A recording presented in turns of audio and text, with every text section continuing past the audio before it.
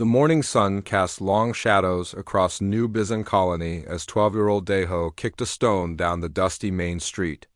3 years had passed since humans first met the Villari, and life had become peaceful on this frontier world. 2. Peaceful for a boy who dreamed of adventure among the stars. Deho lived with his family in a simple metal house near the colony center. His mother Gina worked as an engineer, fixing the machines that kept their small world running. His father, Taemin, studied alien plants and animals, always excited about some new discovery. Today felt different, though. Today the grown-ups seemed nervous. "Stay close to home," Gina had told him that morning, her voice tight with worry.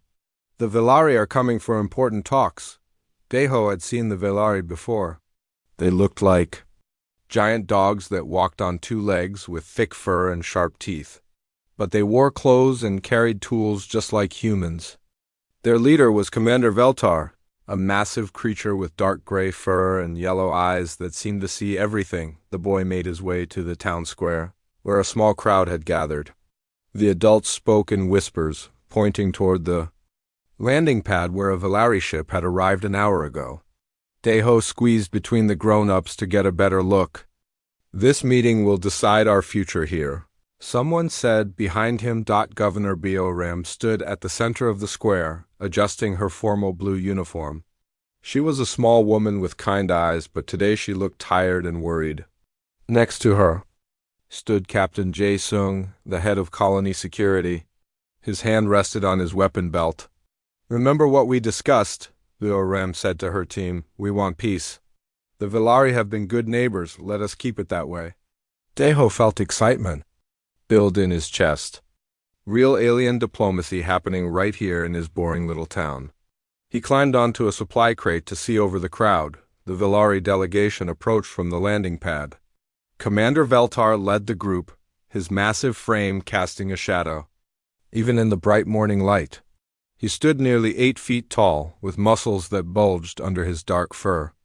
Behind him walked 6 other Villari warriors, all carrying strange weapons that hummed with energy. But Deho noticed something else. A small figure walked at the back of the group, staying in the shadows of the adults. It was young, maybe even younger than Deho himself. The little Villari had light brown fur and moved with quick, nervous steps. "Welcome, Commander Veltar," Governor Bioram said, bowing slightly. "We hope today brings good news for both our peoples." Veltar did not bow back. His yellow eyes swept across the human crowd before settling on the governor. When he spoke, his voice was deep and rough like grinding stones. "Humans have taken sacred ground," he said without greeting. "Our ancestors hunted in the valley beyond. Your settlement, you have built machines there. You have poisoned the water." Deho saw Governor Bioram's face go pale. The valley Veltar mentioned was where the colony got its power from a small fusion plant. Without it, New Bizen would die. "Commander, we had no knowledge this land was sacred to your people," Bioram replied carefully. "Our surveys showed no signs of previous use.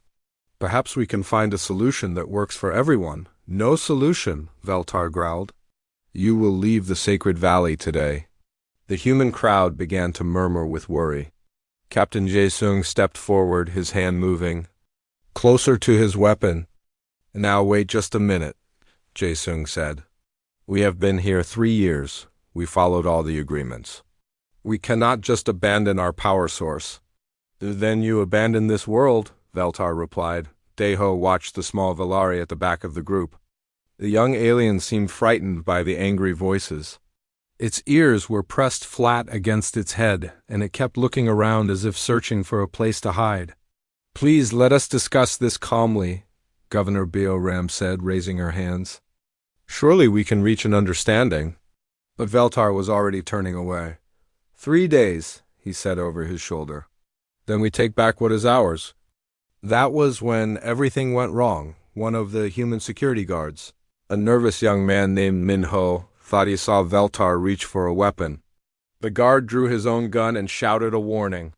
The Villari warriors immediately raised their energy weapons in response. "Nobody move!" Captain Jae-sung yelled, but it was too late. The young security guard's finger slipped on his trigger. A bright blue energy blast shot across the square and struck one of the younger Velari warriors in the shoulder. The alien. Warrior screamed and fell to the ground, dark blood spreading across his light fur.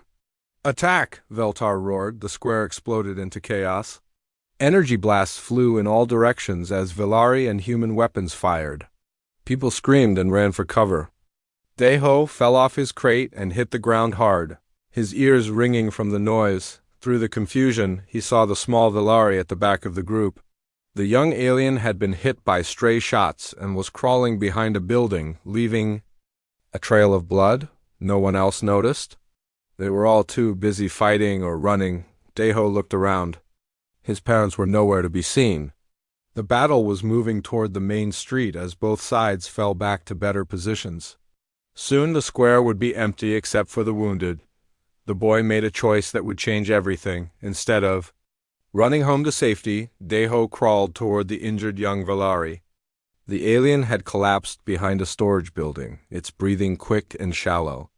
Dark blood pooled beneath its small body. Up close, Deho could see the creature was barely older than himself. Its light brown fur was soft, not coarse like the adult warrior's. 3 different wounds leaked blood onto the dusty ground. By all rights, it should have been dead already, but its yellow eyes were still open, still aware. It looked at Deho with what seemed like surprise. "Hey," Deho whispered, not sure if the alien could understand him. "You are hurt pretty bad." The young Velari tried to speak but only managed a weak growling sound. More blood appeared at the corner of its mouth. Deho heard his mother calling his name from somewhere far away, but he could not leave. Something about the way the alien looked at him, the way it kept fighting to stay conscious, despite terrible wounds, reminded him of himself, stubborn, refusing to give up. "I will help you," he said, though he had no idea how. The alien's eyes closed, but its chest still rose and fell.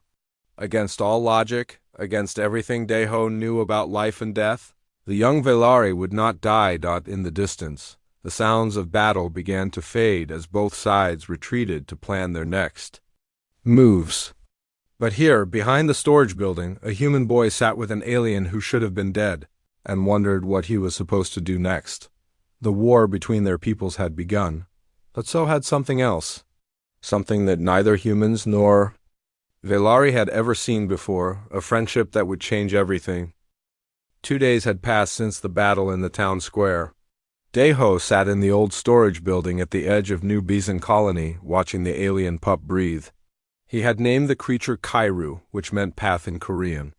It seemed like a good name for someone who refused to follow the normal path from life to death. Ki, you should have died a dozen times already. The wounds were too deep, the blood loss too great. Yet somehow the young Velari kept breathing, kept moving, kept those yellow eyes open and alert. Deho had never seen anything like it. "You are impossible," he whispered to Kairu, offering another piece of dried meat from his lunch. The alien ate slowly but steadily, as if feeding some great hunger that the wounds had created. The storage building was perfect for hiding. It sat far from the main colony, filled with old equipment that nobody used anymore. Deho had found medical supplies. In one of the crates, basic things like bandages and pain medicine meant for human workers. He had no idea if they would help an alien, but Kairu seemed grateful for anything that eased the pain. Outside, he could hear the sounds of the colony preparing for war. Soldiers had arrived from the nearest human world. Velari ships circled overhead like metal birds of prey.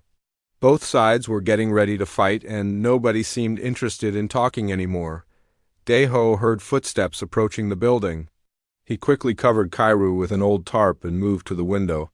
His heart nearly stopped when he saw his sister, Sora, walking toward the door. Sora was 3 years older than Deho and studying to become a doctor.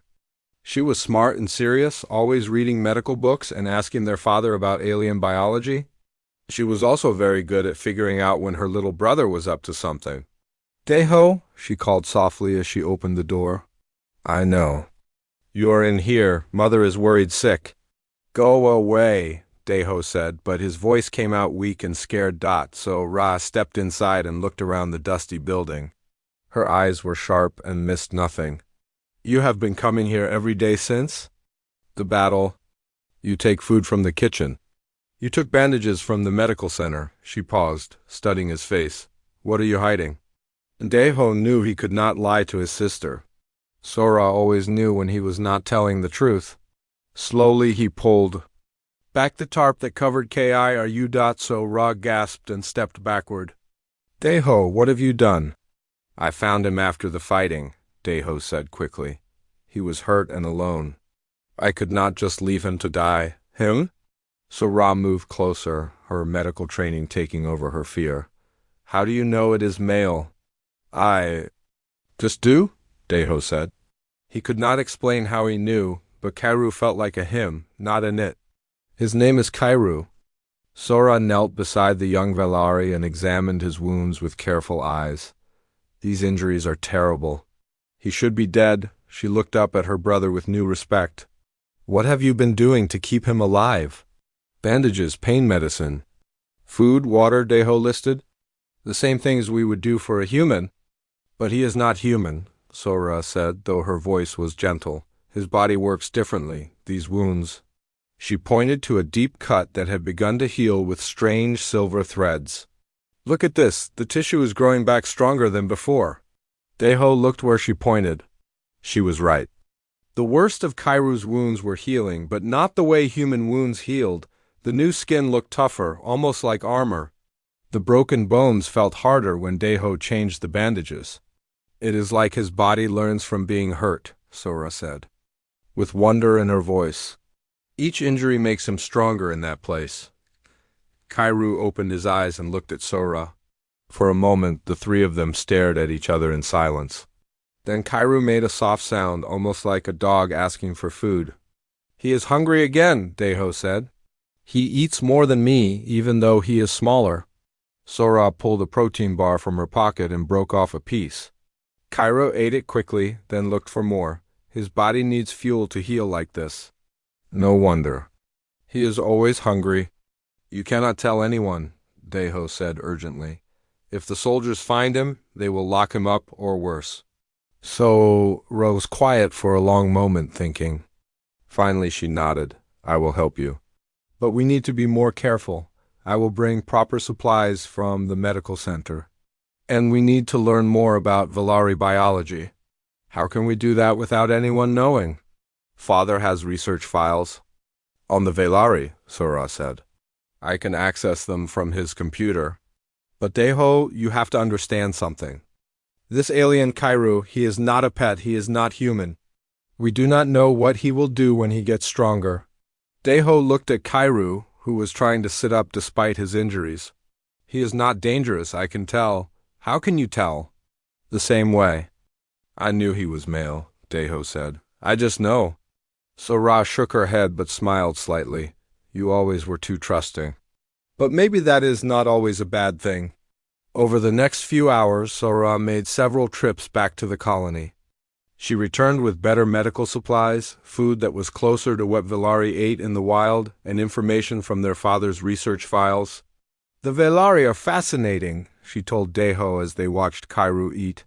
They evolved on a world where everything tried to kill them. Their bodies learned to become stronger from damage instead of weaker. That explains why he will not die, Deho said. Yes, but it also explains their culture, Sora continued. They believe that suffering makes you stronger. They respect only those who can survive terrible things. That is why they are such fierce warriors. So Kiru's father left him behind because he was wounded? Not left behind, Sora corrected. Cast out. In Velari culture, if you cannot survive your wounds alone, you are not worth saving. They believe helping the weak makes the whole group weaker. Deho felt anger rise in his chest. That is terrible. How can they just abandon their children? It is not abandonment to them, so Ra explained. It is a test. If Kiru survives and becomes stronger, he can return with honor.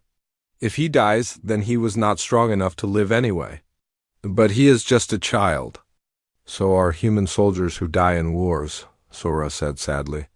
Every species has its own way of dealing with a dangerous universe. As if he understood their conversation, Kairu struggled to his feet. His legs shook, but he managed to stand for several seconds before sitting back down. The effort left him breathing hard, but his eyes showed determination. He wants to prove he can survive, Sora observed. Even here, even hurt, he is still trying to be strong. Then we will help him be strong, Daiho declared. But not the Velari way, the human way. What is the human way? Daiho thought for a moment. We help each other. We do not abandon anyone. We make everyone stronger together. Sora smiled at her little brother. That sounds like a good way. To me, outside the storage building, the sounds of war preparation continued. Both sides were gathering their forces, preparing for a battle that might destroy the colony.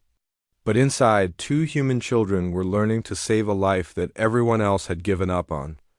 Kairu looked at both of them with those strange yellow eyes, and for the first time since the battle, Daiho thought he saw something like hope in the alien's face. Maybe, just maybe, there was another path forward. A path that led somewhere other than war. A week had passed since Sora joined Daiho in caring for Kairu. The young Velari was changing in ways that amazed and frightened them both. Where bullets had torn through his chest, new tissue grew back like flexible metal. Where burns had scorched his fur, it returned thicker and darker. His broken leg bones had healed so strong that they could support twice his weight. This is impossible, Dr. Haywon said quietly as she examined Kairu in the storage building. Daiho had been terrified when Sora brought the colony's chief medical officer to their secret hideout. Dr. Haywon was a kind woman, who had treated Daiho's cuts and bruises many times. But she was also an adult who might report Kairu's existence to the authorities. Please do not tell anyone, Daiho begged. It will take him away. Dr. Haywon looked at the boy with gentle eyes. Daiho, what you have done here is extraordinary.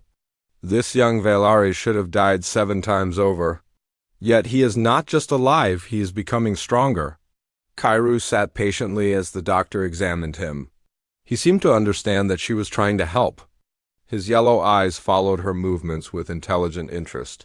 His cellular structure is unlike anything I have ever seen, Dr. Haywon continued.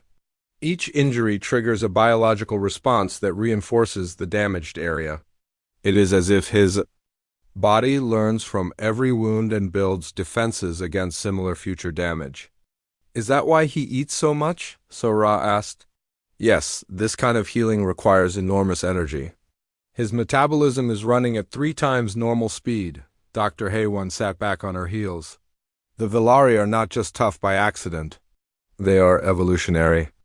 Perfection for a hostile universe.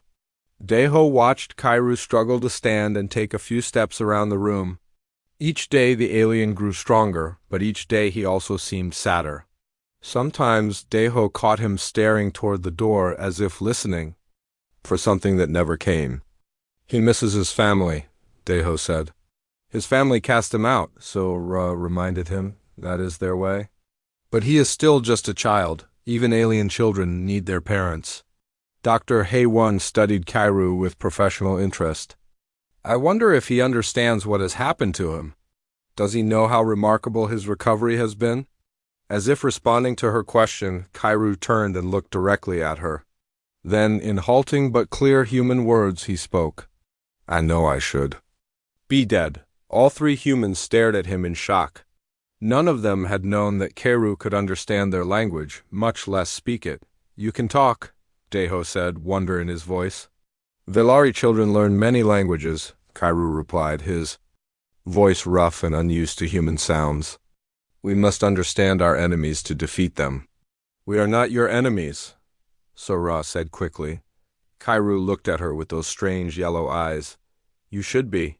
Your people killed Velari warriors. My people will kill human civilians in return. That is how war works. Is that what you want? Dr. Haywon asked. Do you want us to be enemies? Kairu was quiet for a long time, thinking. Finally he said, I do not know what I want anymore. My body tells me I should be strong enough to fight. My heart tells me you saved my life when you did not have to. Daeho knelt beside Kairu. What does your father expect you to do? Return home stronger than before, or do not return at all, Kairu said simply. That is the Villari way. The weak die so the strong can live. But you are not weak, Sora pointed out. Look at how you have healed. Look at how strong you have become. Strong in body, yes, Kairu agreed, but weak in spirit. A true Velari would have crawled home alone, fighting every step of the way. Instead, I let humans care for me like a helpless pup. Dr. Haywon frowned. There is nothing helpless about accepting help when you need it. That shows wisdom, not weakness. Humans think so, Kairu said. Velari do not. What do you think? Daeho asked Are you looked around the storage building that had been his home for over a week? He looked at the medical supplies that had saved his life, the food that had given him strength, the blankets that had kept him warm. Most of all, he looked at the 3 humans who had risked everything to help a stranger. I think I'm confused, he admitted. Everything I was taught says you are weak for helping me. But you are not weak. You are brave enough to hide an enemy soldier. You are smart enough to heal wounds that should have killed. You are strong enough to choose kindness when you could choose revenge. Maybe, Dr. Haywon suggested gently, there is more than one way to be strong. Outside the storage building, they could hear the sounds of military vehicles moving through the colony. The war between humans and Velari was growing worse each day. Soon there would be a battle that might destroy everything. My father will come for me, Kairu said quietly. Commander Veltar does not abandon his territory or his family forever. He will want to know if I am worthy to be his son. Are you?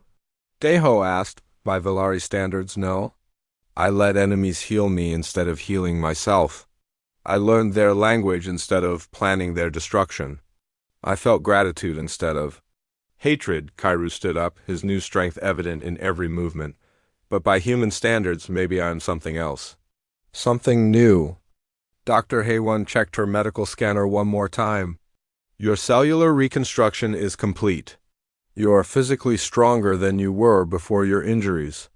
But more importantly, you have learned something that neither humans nor Velari knew before. What is that? Sora asked. That strength shared is strength multiplied, Dr. Haywon replied. Daeho's compassion, Sora's knowledge, and my medical skills combined to create something none of us could achieve alone. We made Kairu stronger than any Velari has ever been. Kairu nodded slowly, and I learned that accepting help does not make me weak.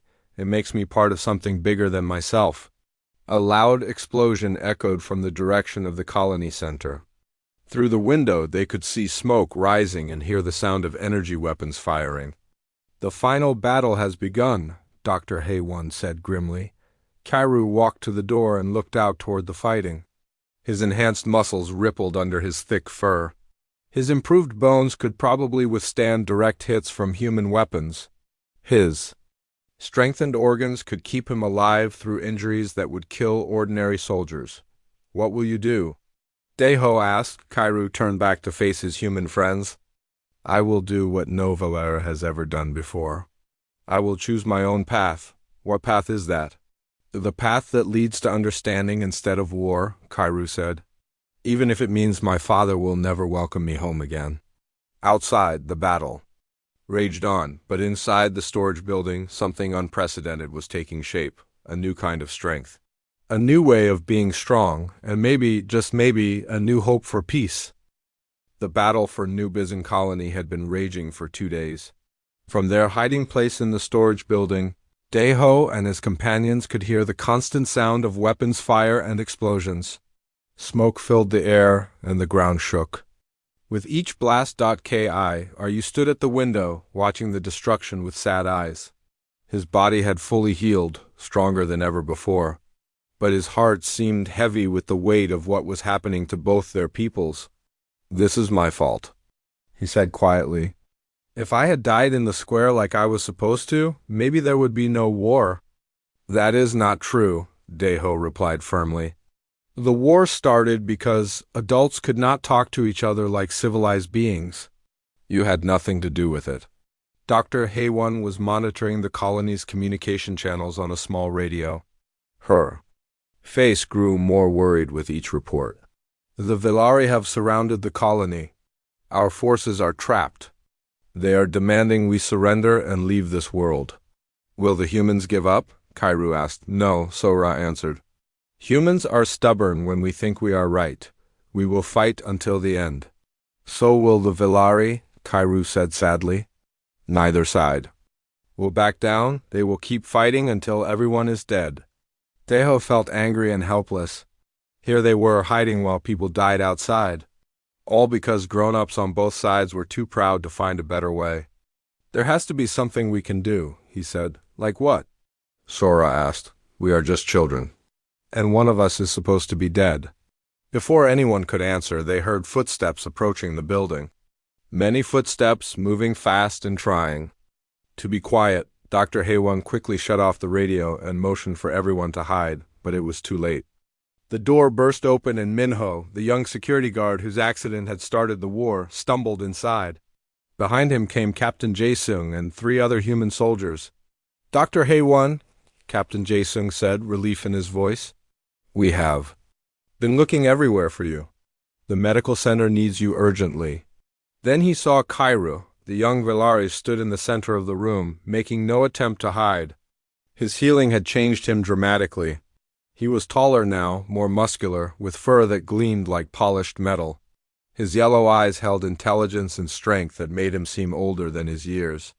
Contact the command center, Captain Jae-sung barked to one of his soldiers. We have found a Villari infiltrator. Wait, Dr. Haywan said quickly. This is not what you think. It is exactly what I think, the captain replied, drawing his weapon. A Villari spy hiding in our colony while his people attack us. He is not a spy, Deho said, stepping between the soldiers and Kairu. He is my friend. Captain Jae-sung stared at the boy in disbelief. Deho, get away from that creature. It is dangerous. His name is Kairu, Deho said stubbornly. And he is not dangerous. He is hurt and alone and far from home. Hurt? Minho, the guard who had accidentally started the battle, looked more closely at Kairu. But I shot him. I saw him go down. He should be dead. I was dead, Kairu said calmly, speaking in perfect human language. Or close enough to it. These humans saved my life. The soldiers raised their weapons in surprise. None of them had expected the alien to speak. You can talk, Captain Jae-sung sighed. I can do many things, Kairu replied. I can understand your language, your customs, your way of thinking. I have learned much in my time here.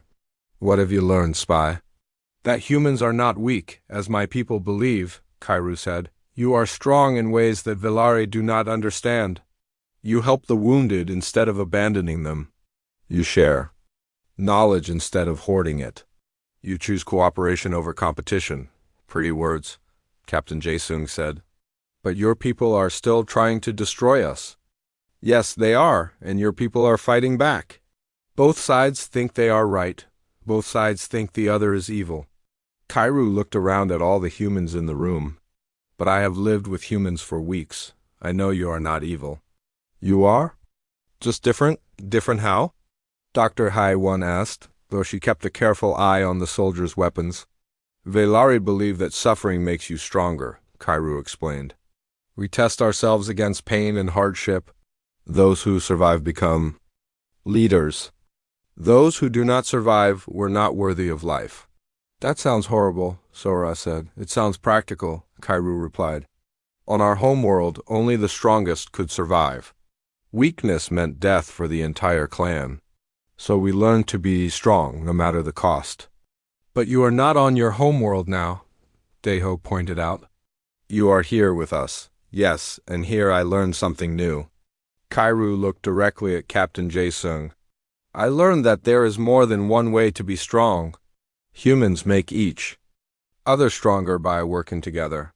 You heal the weak instead of abandoning them. You share resources instead of fighting over them. So what? The captain demanded. Your father still wants to drive us off this world.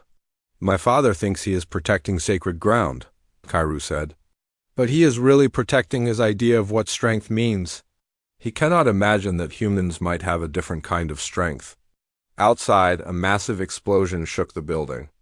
Through the window, they could see Velari aircraft attacking the colony's defenses. The battle was getting worse. "We need to get back to headquarters," one of the soldiers told Captain Jae-sung. "The colonel is waiting for orders." The captain looked at Kairu with hard eyes. "What should we do with this one?" "Take me to my father," Kairu said before anyone else could speak. "What?" Daeho gasped. "Kairu, no, they will hurt you." "Maybe," Kairu agreed. "But maybe I can make them understand. Maybe I can show both sides that there is another way." "Your father abandoned you," Sora reminded him. "He left you to die." "He left me to prove my strength," Kairu corrected. "Well, I have become strong. Stronger than any Velari in history. But I became strong through cooperation, not competition, through healing, not hurting, through friendship, not fighting." Captain Jae-sung lowered his weapon slightly. "You think you can stop this war?" "I think I can try," Kairu replied. "Both sides are dying for nothing. My people want to protect sacred ground. Your people want to protect their home. Maybe there is a way for both sides to get what they need. Or maybe you will just get yourself killed," Dr. Haewon said gently. Kairu smiled, showing teeth that were sharper than human teeth but somehow not threatening. "Dr. Haewon, you of all people should know better than that. I do not die easily anymore." Another explosion, closer this time. They could hear the sound of buildings collapsing and people screaming. "Decide quickly," Captain Jae-sung said. "If we are going to try this crazy plan, we need to move now." Daeho grabbed Kairu's arm. "Are you sure about this?" "No," Kairu admitted. "But I am sure that doing nothing is worse than trying something. My people and your people are killing each other over a misunderstanding. Maybe it is time for someone to try understanding instead?" "Then we come with you," Daeho declared. "Absolutely not," Captain Jae-sung said immediately. "Yes," Kairu said firmly. "If I'm going to show my father what human strength looks like, I need humans with me. Daeho saved my life. Sora taught me about healing. Dr. Haewon showed me what wisdom looks like. They are part of my strength now." Captain Jae-sung looked around at the determined faces surrounding him. A Velari child who refused to stay dead. A human boy who refused to abandon a friend.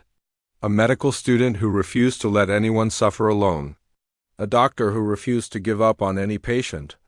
"This is the stupidest thing I have ever done," he said finally, "but maybe stupid is what we need right now." Outside, the war continued. But inside the storage building, an unlikely group was preparing to try something that had never been attempted before. They were going to try peace. The walk to the colony center took 30 minutes through streets filled with smoke and rubble. Captain Jae-sung led the way, followed by his soldiers Dr. Haewon, Sora, Daeho, and Kairu. The young Velari moved with confidence despite the danger, his enhanced body ready for whatever might come. They passed destroyed buildings and abandoned vehicles. Human civilians huddled in basements and shelters, while Velari aircraft circled overhead like metal vultures. The sound of weapons. Fire echoed from every direction. "How do we know the Velari will not just kill us all?" Sora asked nervously. "We do not," Captain Jae-sung replied honestly. "But staying hidden and letting everyone die is not much of an alternative." They reached the colony's main square, where the first battle had begun. Now it was the center of a desperate human defense. Soldiers crouched behind barriers, firing at Velari ground forces that pressed closer with each passing hour.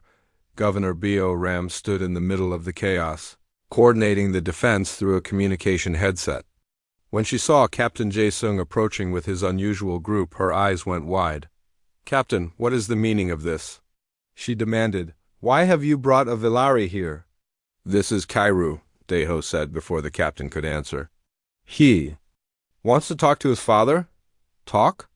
Governor Bioram stared at the boy in disbelief. "Daeho, there is a war happening. This is not the time for talking."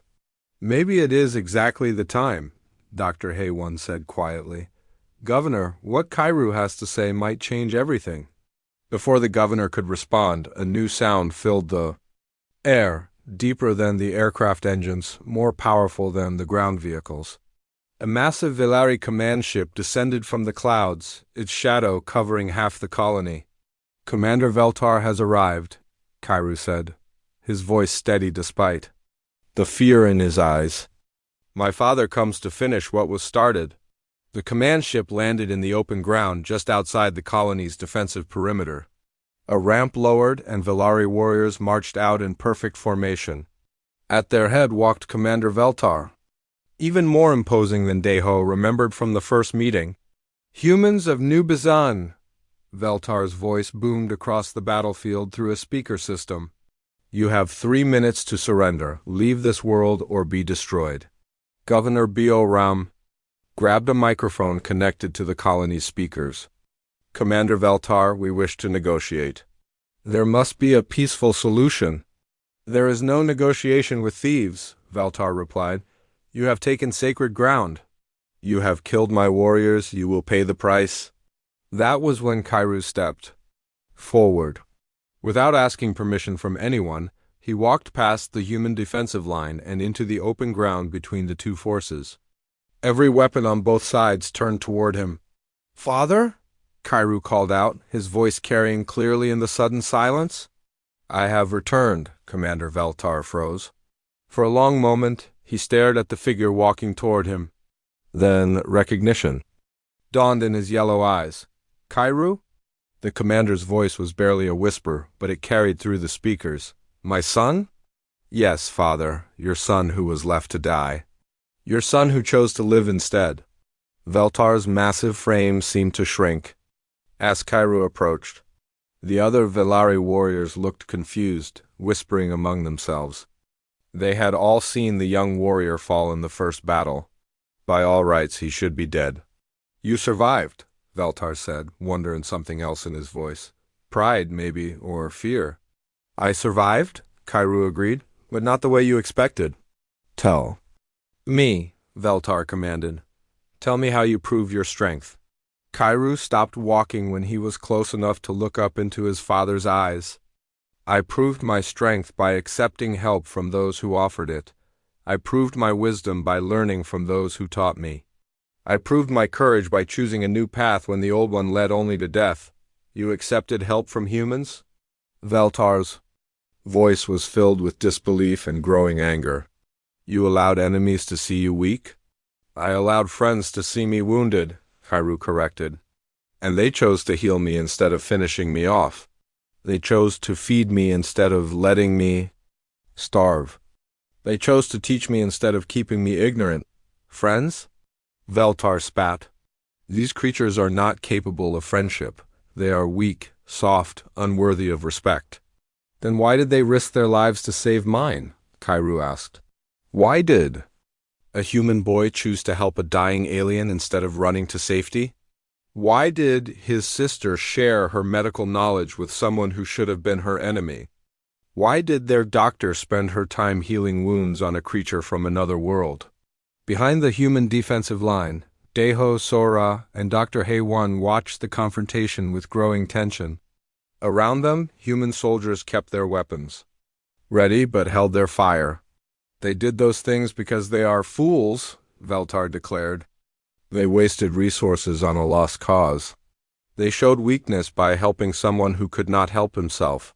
Or," Kairu said quietly, "they showed strength by choosing compassion over cruelty.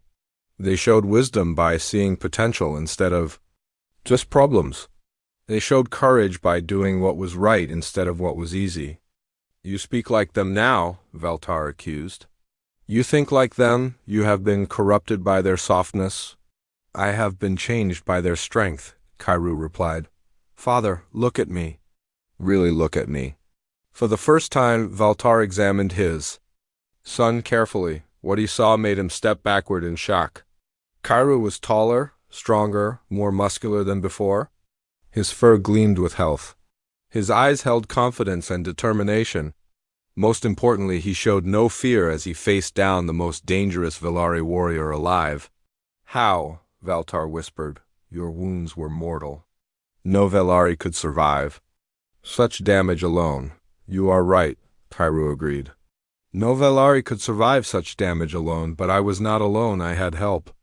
And that help made me stronger than any Velari has ever been. Impossible. Weakness cannot create strength. It was not weakness that healed me, Father. It was cooperation. It was knowledge shared freely. It was kindness given without expecting anything in return. Kairu spread his arms wide. Look at your son. I'm stronger than you ever imagined I could be. And I became this strong through human methods, not Velari ones? Veltar was silent for a long moment, studying his son with new eyes.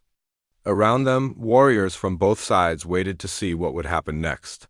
Even if what you say is true, Veltar said finally, it changes nothing. Humans have taken sacred ground. They must be punished. What if they had not known it was sacred? Kairu asked.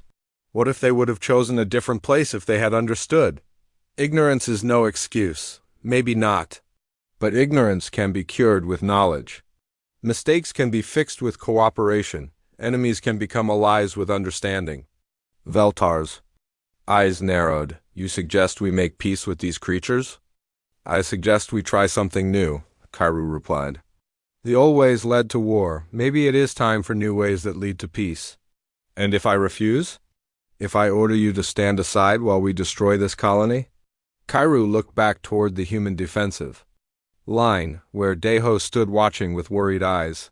Then he looked at his father, the most powerful Velari warrior in the fleet. Then you will have to destroy me first, Kairu said quietly.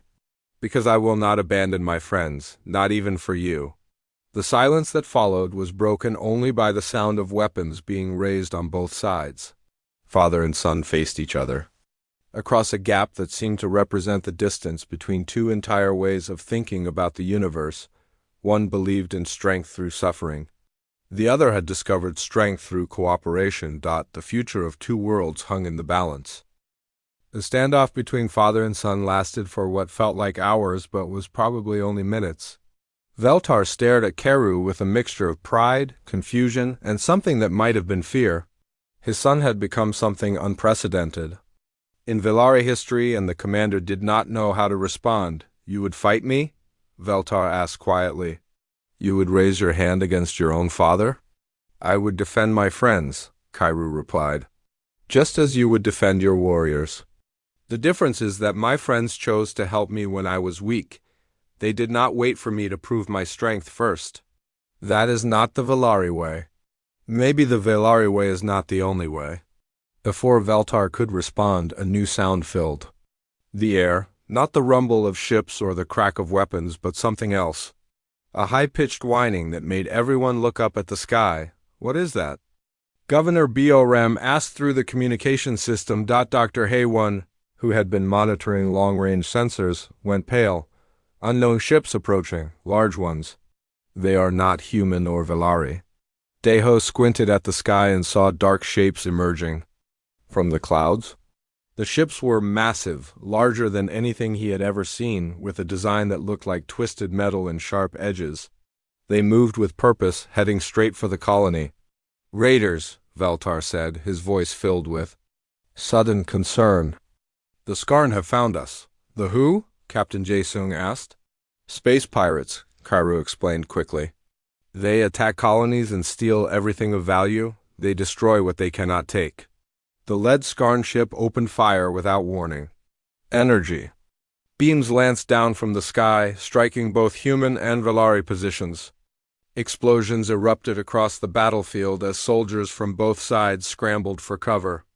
All units, take defensive positions, Governor Borem ordered. Prepare for assault from above. Warriors, form battle lines, Veltar commanded at the same time, but the Skarn ships were too fast and too well armed. Their weapons cut through defensive barriers like paper. Human and Velari forces alike found themselves pinned down and unable to fight back effectively. We need to work together, Kairu called out to both sides. Neither humans nor Velari can fight the Skarn alone. The pup speaks wisdom, said a gruff voice. Vek Van, Veltar's second-in-command, approached the group. Commander, our orbital defenses are being overwhelmed. We need ground support. Human air support is down, Captain Jae-sung reported. Our fighters cannot match their speed. Veltar looked at the chaos around him, then at his son, then at the humans who had somehow turned a dying child into the strongest Velari he had ever seen. For the first time in his life, the great commander found himself uncertain. "Father," Kairu said urgently, "let me show you what I learned. Let me show you how human and Velari strength can work together." Another wave of Skarn fighters swept over the battlefield. This time, Kairu was ready. He grabbed a human communication device and began speaking rapidly in both human and Velari languages. "Human marksmen, target the fighters' engines. Velari warriors, use your speed to confuse their targeting systems. Dr. Hay-1, coordinate medical support for both sides. Governor B.O.Rem, open your defensive network to Velari ships. You want us to share our tactical systems with them?" Captain Jae-sung asked in disbelief. "You want us to trust human technology?" Vec then demanded at the same time. "I want you to survive," Kairu replied to both of them. "And that means working together." Daeho watched in amazement as his friend took command of the situation. Kairu moved between human and Velari forces, translating not just languages but entire ways of thinking. He showed human soldiers how to use Velari mobility tactics. He taught Velari warriors how to coordinate with human technology. "Impossible," Veltar muttered.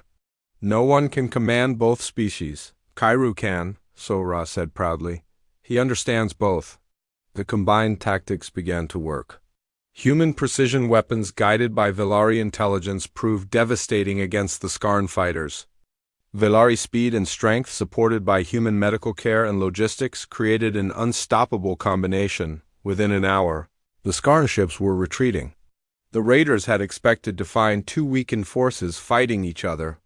Instead, they encountered a unified defense that neither species could have achieved alone. As the last Skarn ship disappeared into the clouds, both human and Velari forces stood in stunned silence. They had won a battle they should have lost, using methods that neither side had ever imagined. "How?" Veltar asked his son. "How did you know this would work?" "Because I learned from both sides," Kairu replied. "I learned human cooperation and Velari strength.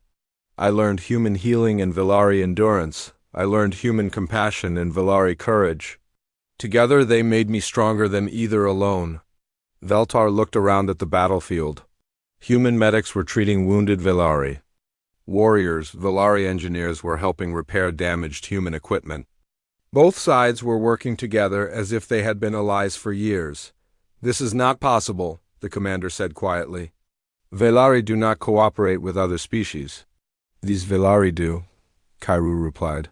"Because they learned that cooperation does not make them weak, it makes them stronger." Dr. Hay-1 approached the group, her medical scanner in hand. "Commander Veltar, I have something to show you." She displayed the results of her scans. "Your son's cellular structure has evolved beyond anything we have seen. He is stronger, faster, more resilient than any Velari in history." "How?" "Because he was healed by human medicine and strengthened by Velari biology. Because he was taught by human teachers and trained by Velari instincts. Because he chose to become something new instead of staying something old." Veltar studied his son for a long moment. Then, to everyone's surprise, the great commander knelt down and placed his hand on Kairu's shoulder. "My son," he said formally, "you have proven your strength in ways I never imagined. You have shown wisdom that I do not possess. You have chosen a path that I could not see. Does this mean you accept what I have become?" Kairu asked. "I accept that you have become something greater than what I could have made you," Veltar replied.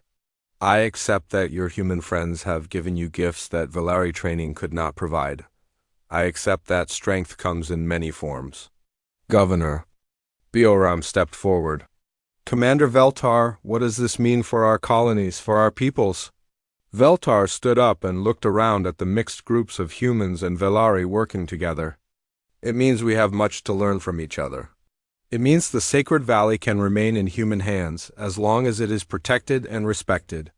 It means my son will not be the last Velari to discover the strength of cooperation. And it means, Kairu added with a smile, that I get to keep my human family as well as my Velari one. Deho grinned and ran to hug his alien friend. Sora and Dr. Hay,